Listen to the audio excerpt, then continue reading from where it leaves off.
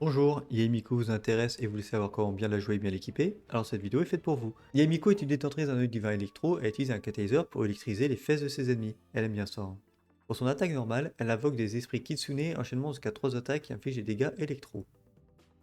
Pour son attaque chargée, elle consomme de l'endurance pour infliger des dégâts électro de zone après un court délai. Si vous êtes assez habile, vous pouvez sauter, cancel et lancer une autre attaque. C'est assez rigolo.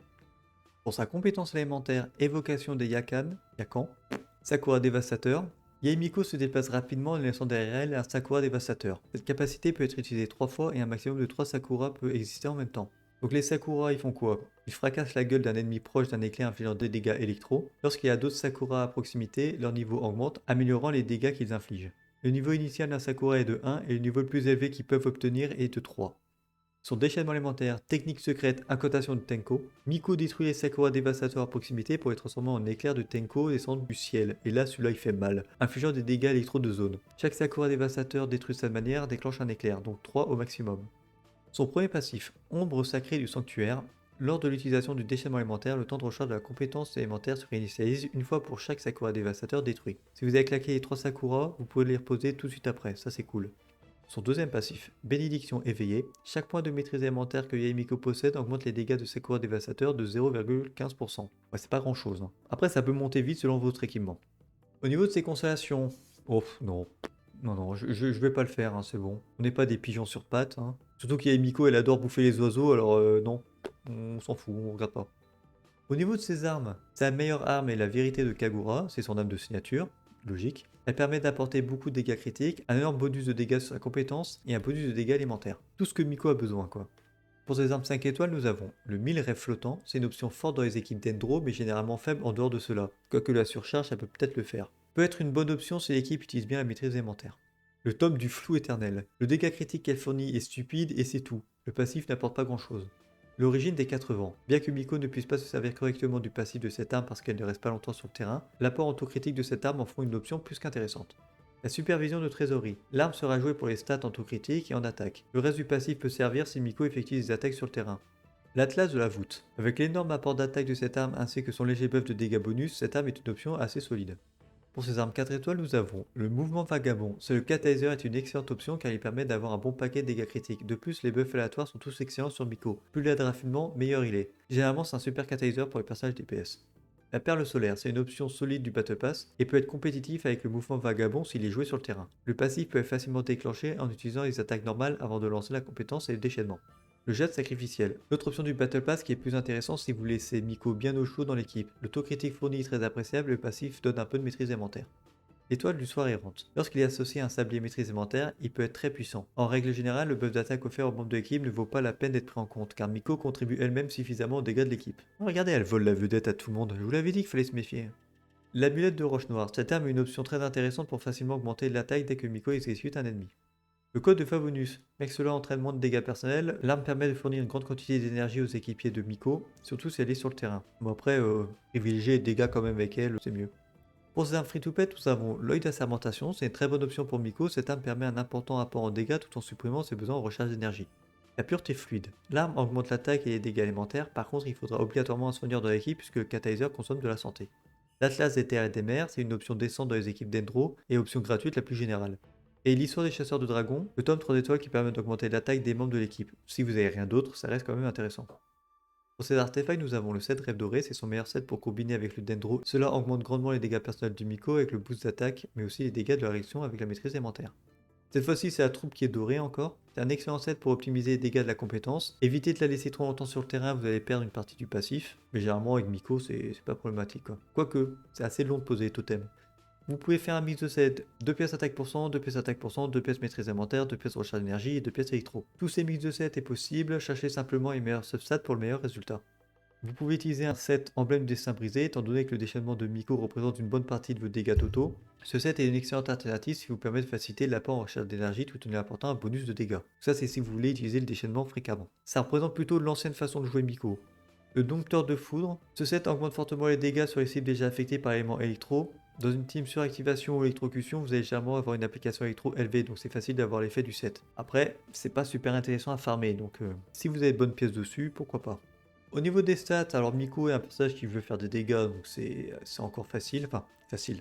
C'est toujours du critique, de l'attaque. Cette fois-ci de la maîtrise élémentaire parce que vous allez souvent la jouer avec du dendro. Et de la recharge d'énergie si vous voulez faire votre déchaînement souvent. Donc le sablier en stade principal, vous aurez le choix entre de l'attaque pour cent et de la maîtrise élémentaire. Et en stade secondaire, du critique, la stat que vous n'avez pas pris en principal, attaque ou maîtrise, et de la recharge d'énergie. Pour la coupe, une coupe en dégâts électro, avec, comme d'hab, du critique, maîtrise et compagnie. Et pour le diadème, vous aurez le choix entre du dégât critique ou du dégât critique en fonction de ce qui vous manque pour équilibrer les stats critiques. Et après, toujours pareil, de l'attaque, de la maîtrise élémentaire, de la recharge d'énergie. Au niveau de ces équipes, alors l'image est peut-être un peu floue, désolé. Je vais vous montrer à peu près comment elle a été jouée avant, Miko. La version classique où elle était là pour accompagner des personnages DPS électro, rester loin du terrain et déclencher le déchaînement élémentaire de temps en temps pour faire de gros dégâts. Voilà. Bon, on va passer assez vite parce qu'elle ne se joue plus comme ça du tout depuis l'arrivée du Dendro. Parce que maintenant, on la joue en team suractivation. Et ouais, mon gars, en team suractivation, vous aimeriez bien avoir un autre personnage électro pour apporter un peu plus de dégâts, puisque c'est cool. Fischl fait très bien l'affaire, c'est un peu la mini Miko. Ou alors la Raiden, qui est là aussi, qui peut claquer son déchaînement de temps en temps, pourquoi pas. Ou Kukushinubu si vous avez besoin de soins, Voilà. En plus, elle a plutôt une bonne application de zone autour d'elle, donc c'est cool. Pour le personnage Dendro, vous pouvez opter pour un sub DPS Dendro, Collé, le voyageur, Naida. Bon, préférence à Naida évidemment, que c'est le meilleur personnage du jeu.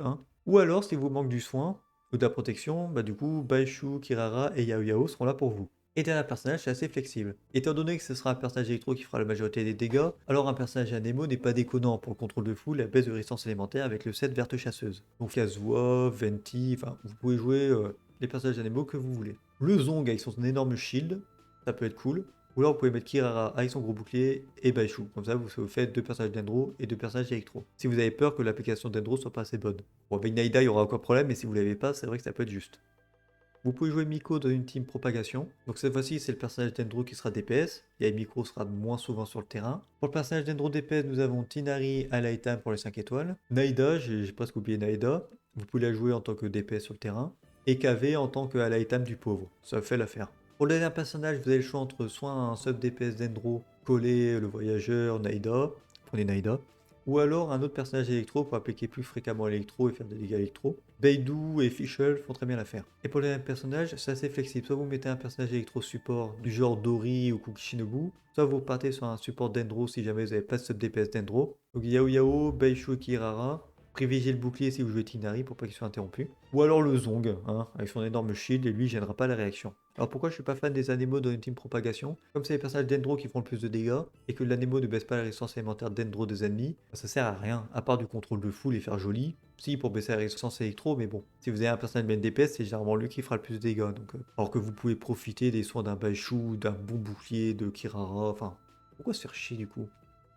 Et pour rester dans le Dendro, nous avons une team Exubérance, où là ça sera Yaemiko qui déclenchera la réaction. Vous devrez la jouer avec beaucoup de maîtrise élémentaire pour faire des bons dégâts avec les noyaux. En personnage Hydro, vous aimerez bien quelqu'un qui applique beaucoup l'élément et qui accessoirement puisse faire de bons dégâts. Xingqiu et Yelan, classico.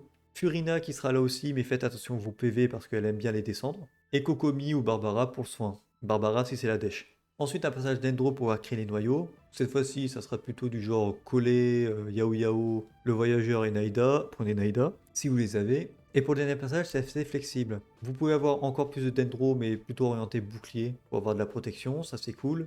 Le Zong qui est là pour son shield. Ou alors, petite particularité, souffle nuage. Parce que souffle nuage, avec son déchaînement élémentaire, vous pouvez faire envoler Miko qui fait des attaques plongeantes et qui pourra déclencher du coup tous les noyaux à proximité. Beaucoup plus facilement que faire des attaques normales. C'est un combo qui marche bien, du coup dans ce cas là prenez Furina pour le passage hydro, comme ça vous n'êtes pas embêté à faire des attaques normales entre chaque plongeant. C'est un combo qui marche plutôt bien finalement, donc autant en profiter et s'amuser un peu avec Miko en exubérance. Sinon la baisse de résistance élémentaire ne sert à rien, puisque vous ferez des dégâts d'Endro. Voilà pour info.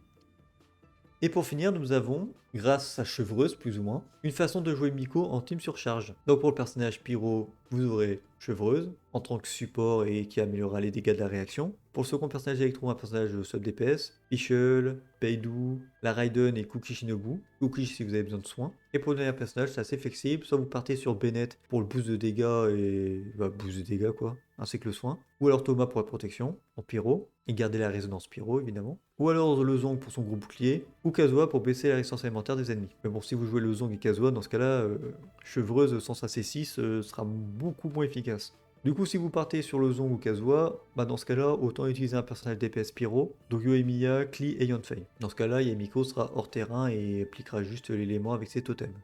Voilà, on a fait à peu près le tour. Alors, au niveau de son apparence, j'aime bien son apparence, mais dans le lore, je l'aime moins. J'étais persuadé que c'était elle l'antagoniste d'Inazuma, hein, pour vous dire à quel point je comprenais rien au personnage. Elle était trop mystérieuse et moi, ces personnages, ça m'énerve. À chaque fois, je les considère comme des ennemis puisque tu ne sais pas ce qu'ils veulent.